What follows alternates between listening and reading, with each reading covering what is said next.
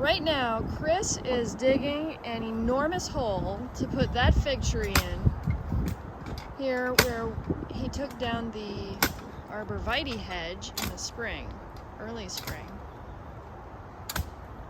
So, there were a lot of ivy vines and roots in the way. And hole's doing pretty good. That's the fig tree that we're gonna put in the hole. It's gonna drop all the figs that are on it currently, but that's okay. We'll get more next year. Yeah, it rooted into the ground. I had trouble pulling it up. It was super happy, and now we found out why. I'm like, where can I move you? Yep, so that is the hole for the fig tree, and flanking the fig tree, we're going to put these fruiting cacti. There's one, there's the other one. They're chilling. That's not really where they're gonna be, because, you know, we needed to make room for this hole digging process. And before starting this hole, Chris planted that little tiny pomegranate. And there were, you know, some ivy vines here. This is the Parfianka pomegranate. Looking forward to pomegranate someday.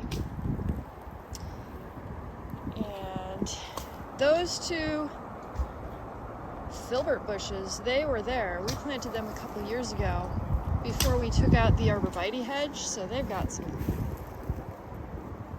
time. They've got a head start. Oh, a rock. A rock? There's a lot of rocks here, so do we think that's deep enough? Okay, stick the post hole digger back in. Probably like to there. It's pretty deep, but is it that deep? Oh, yeah, it's probably deep enough. Yeah. Wow, Okay, great. Well, now we're gonna begin the probably arduous process of getting this fig tree out of this pot.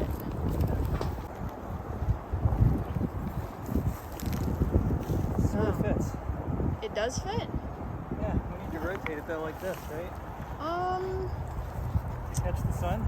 To catch the sun, yeah. Maybe like that? No.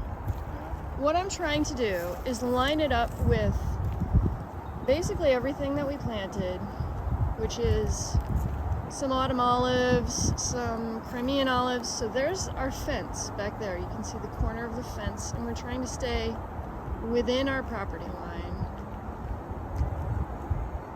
And I feel like you could actually turn it to the left if you wanted to. Alright, how does it look from this side?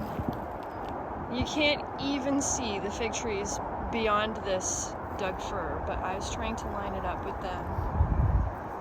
Now I feel like it should go the other way. Should go what? Towards the street, but I don't know. It's probably fine the way it is now. I'm trying to line it up with the fig trees that are way back there that you can't even see because there's a quince tree in the way. But the fig tree is definitely going to need more space than the filberts. So I think this is okay.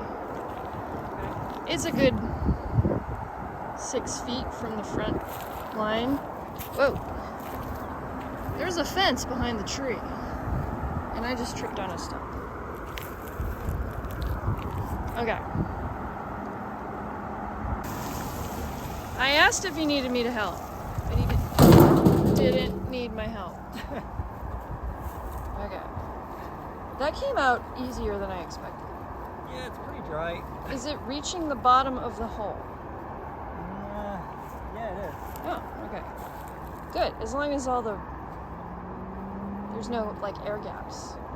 A little bit. Fill it in. Yeah, just stamp in that dirt real tight.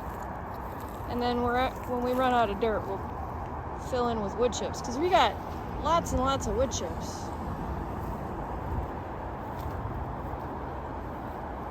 The neighbors are driving by, gawking.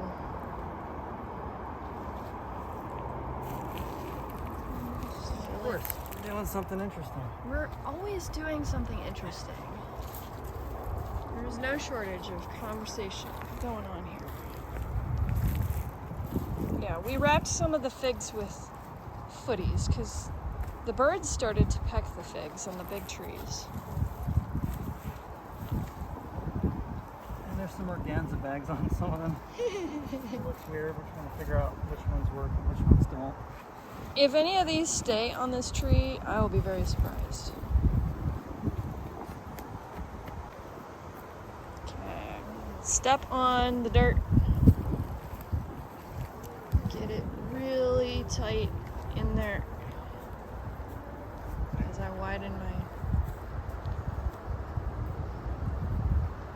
And figs like it hot, so I think the rock is okay there. The sun will warm up the rock, and the rock will warm up the tree. And then we'll dump like a whole bucket of water on it. Yeah, totally. Are we willing to dig more holes for the For the YouTube audience? I don't know. Maybe. We'll find out. Okay, so while Chris is getting water to put on the fig tree, this here is the Burbank Spineless fruiting cactus. And over here is the Saffir Select. And this one's doing really good. I think it's got a flower. Can't see it because I am bad at this. But what I was trying to do with the cactus is to flank the fig tree in the back, away from the street, and not block what we just planted way over there, which is the Fijios. Just planted some Fijios in the spring. Not this. It's pineapple guavas. And we put the pineapple guavas in like the sunniest spot as we can find, so I don't want to shade them. Here he comes with the bucket of water.